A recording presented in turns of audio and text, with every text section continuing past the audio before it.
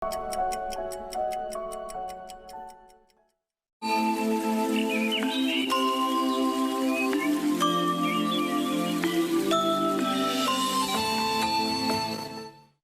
Swastiastu. Iya, bagaimana kabarnya pada kesempatan malam hari ini, Didi? Kabar baik. Kabar Seperti baik. biasa. Seperti biasa. Nah, Bliwayan gimana? Bliwayan sudah lama tak jumpa. Pada kesempatan kali ini kita jumpa kembali ya. Berarti tiang damai becik-becik. Inggih, dumugi beci yang lantar nggih. Pada kesempatan kali ini Didi, mungkin ada beberapa yang ingin disampaikan. Mungkin diawali oleh Didi, nah nanti dia akan sedikit diberikan pengantar oleh Bliwayan. Seperti itu ya, Bliwayan nggih? Nggih. Ya, Inggih. terima kasih. Pada waktunya disilahkan ya. Topik yang kami pilih adalah ketakutan. Ketakutan ya. Misalnya, ketakutan. Jika ketakutan ada dalam diri kita itu tak tampak. Tapi ketakutan itu bersarang di hati karena informasi yang ada pada kita tidak cukup. Satu. Kedua, keyakinan pada kekuatan diri kurang. Dan yang ketiga, kepercayaan pada karma baik itu mungkin sedikit lemah. Dan karena itu kita rasa takut. Tidak ada informasi, kurang yakin, dan kita takut karma seperti apa pada kita. Andai kata kita ada informasi, pertama kita akan tahu. Jika ada instruksi, tolong tinggal di rumah selama 14 hari. Anda dirumahkan. Itu bukan waktu libur untuk pergi-pergi ke mall, untuk jalan-jalan. Bukan, itu untuk waktu isolasi. Terpisah dari orang lain supaya penyakit yang tak tampak itu tidak merebak atau menular ke orang lain. Tapi orang tidak paham itu. Dan mereka menganggap ini waktu libur, 14 hari, bisa kemana saja. Salah. Kita harus menghormati instruksi yang diberi. Tolong di rumah saja, tinggal di rumah saja, jangan kemana-mana. Katakanlah ada orang yang tinggal di rumah selama 10 hari. Dia menjadi bosan tinggal di rumah 10 hari. Dia berpikir, saya mau ke mall. 14 hari itu belum selesai. Dia pergi ke mall hari ke-10. Berarti yang 10 hari yang dia bersendirian batal hari ke-11-nya. Dan dia pergi ke tempat kerjanya setelah 4 hari berikutnya, dia masih ada infeksi. Berarti yang 14 hari yang diberikan kepadanya tidak efektif.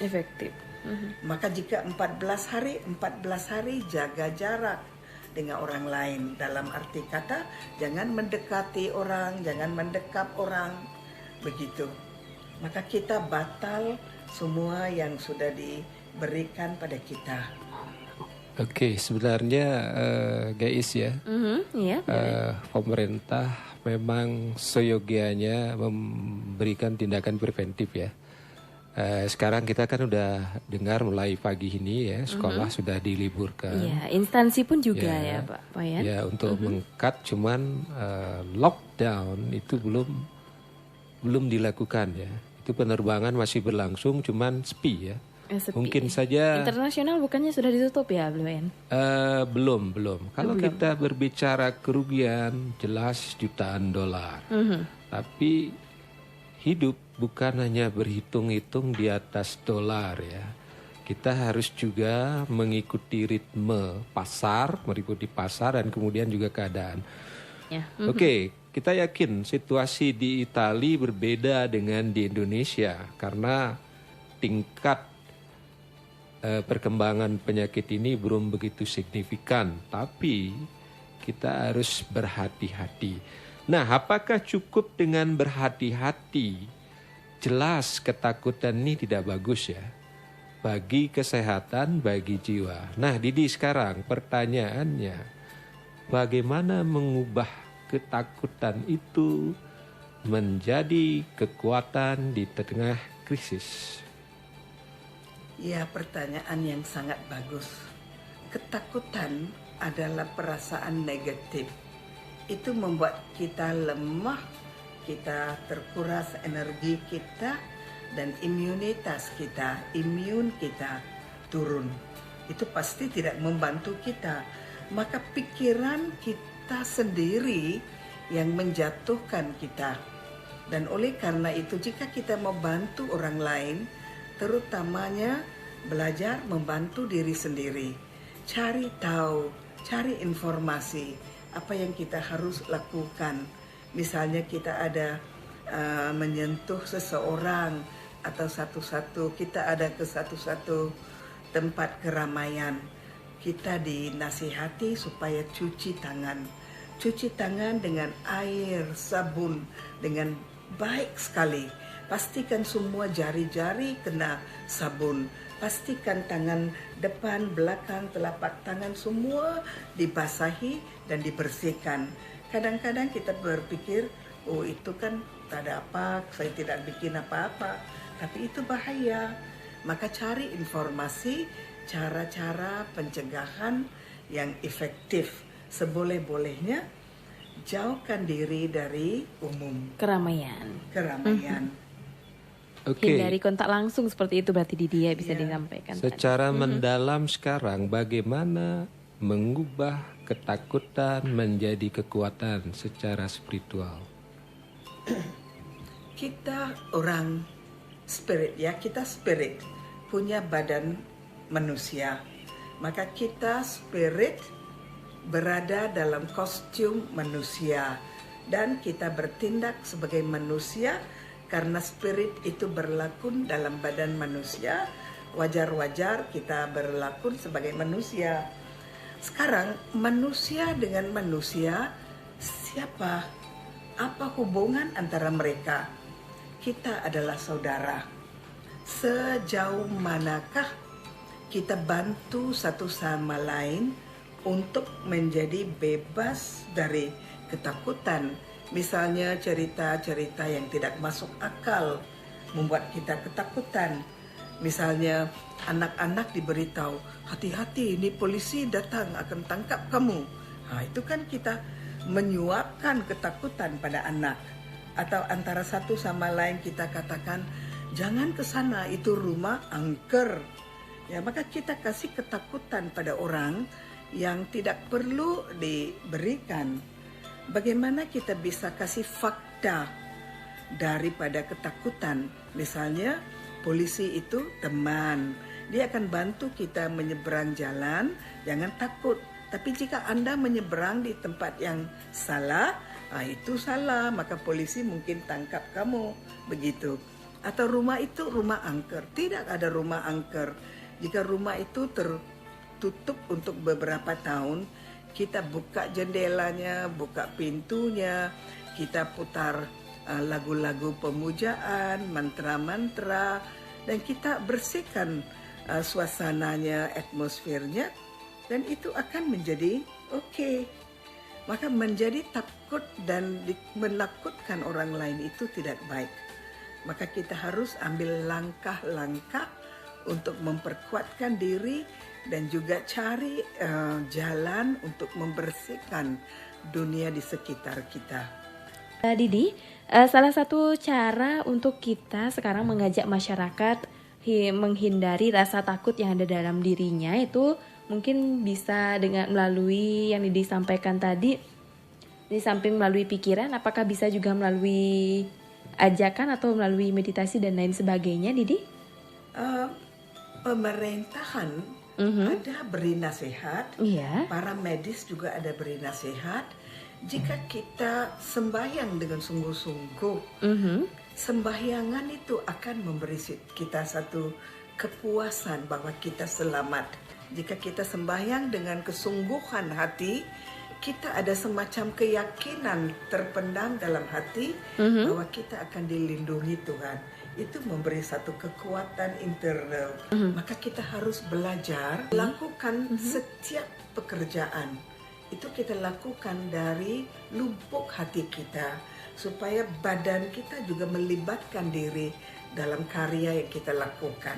Tapi lakukan karena kita sayang melakukannya, itu membuat kita bahagia.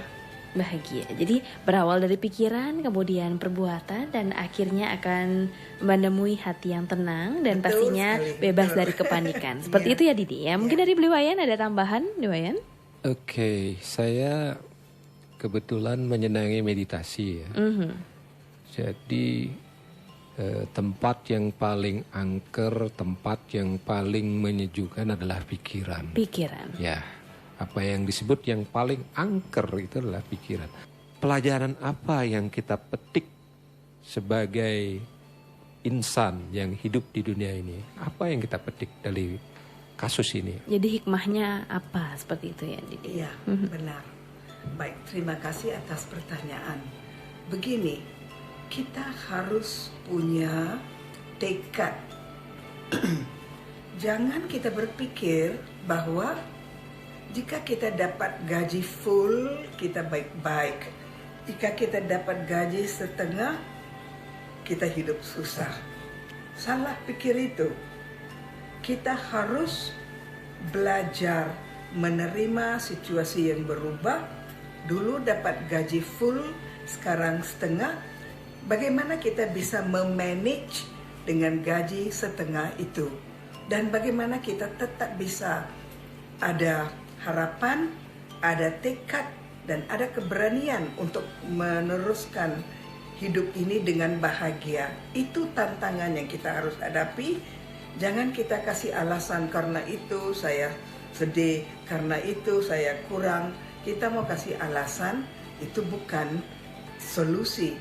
Tapi apa saja yang situasi kasih pada kita, kita harus punya tekad dan keberanian merangkulnya, the power to face, kekuatan untuk menghadapi situasi-situasi yang memberi kita tantangan baru. Kita belajar cara-cara baru menghadapi tantangan itu, karena itu pelajaran, itu kesempatan untuk kita mendapat satu pengalaman. Itu baik untuk kita tidak jadi stagnan, itu baik untuk kita belajar menyesuaikan diri dengan suasana di sana. Maka bukan gaji setengah yang jadi problem. Kita sangat mendewa-dewakan wang dan menganggap itu yang memberi kita keselamatan. Keselamatan kita ada di karma kita. Apa rekening karma?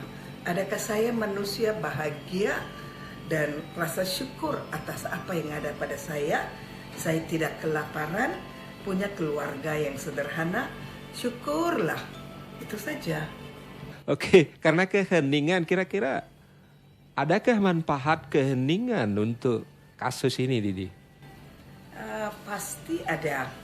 Ketika kita bicara, kita keluarkan energi kita, kita pakai energi kita. Jika kita lihat, kita pakai pikiran kita untuk melihat. Jika kita mendengar, kita pakai energi kita untuk mendengar. Atau ketika kita melakukan karya, kita pakai energi kita untuk itu. Andai kata kita hening, satu, kita tidak melakukan apa-apa, kita tidak kehilangan energi. Nomor dua, kita ada pilihan. Daripada menjadi khawatir, susah, resah, biar saya lihat, saya ini manusia seperti apa. Ini waktu-waktu krisis, darurat, seperti apa harus saya lakukan supaya keluarga saya percaya saya, supaya kepercayaan saya pada Tuhan itu kokoh, supaya saya tidak jatuh karena sakit. Apa yang saya harus lakukan? Waktu itu adalah untuk introspeksi, koreksi, realisasi, transformasi, dan buat tekad baru untuk dunia baru. Terima kasih, selamat tahun Bali, sampai jumpa. Iya, terima kasih Didi ya. Jadi sangat luar biasa tadi sudah ditutup dengan sedikit vibrasi. Semoga Idanis Moton Bali mulai terbuka pikirannya, kemudian ke arah yang lebih positif lagi. Pastinya selalu menjaga kondisi, menjaga hati, menjaga pikiran sehingga bisa tenang menghadapi virus yang sedang booming di dunia ini ya. Seperti itu ya Bliwayan. Mungkin dari Bliwayan ada tambahan? Nggih. Semeton Bali sebelum ditutup, jika Semeton Bali ingin mengalami sendiri manisnya ilmu pengetahuan dan meditasi, Pusat Studi Spiritual Brahma Kumaris tidak mengenal suku, agama, ras ya, dan kami tidak mengubah agama ya. Anda silahkan menjalani kepercayaan masing-masing, dan jika ingin belajar akan dibuka dengan tangan terbuka kursus-kursus dasar di center-center dekat ya. Ada di Gatsu ya dengan teleponnya 425 100 ya, Gatsu 1. Itu Didi Janaki ada di situ. Kemudian ada di Nusa Dua, ada di Tohpati, ada di Ubud, ada di Gianyar, ada di Bengui, ada di Nusa Dua. Ini bukan bisnis, tapi untuk melayani dunia gitu guys. Ya Didi, Bliwayan, mari kita akhiri jumpa kita pada malam hari ini. Semoga Idanis Moton Bali mendapatkan manfaatnya dari yang sudah disampaikan tadi, dan kita jumpa lagi mungkin pada kesempatan minggu depan ya Didi ya. Dan bersama Bliwayan kita akhiri acara ini dengan para mesanti. Om Santi Santi Santi Om.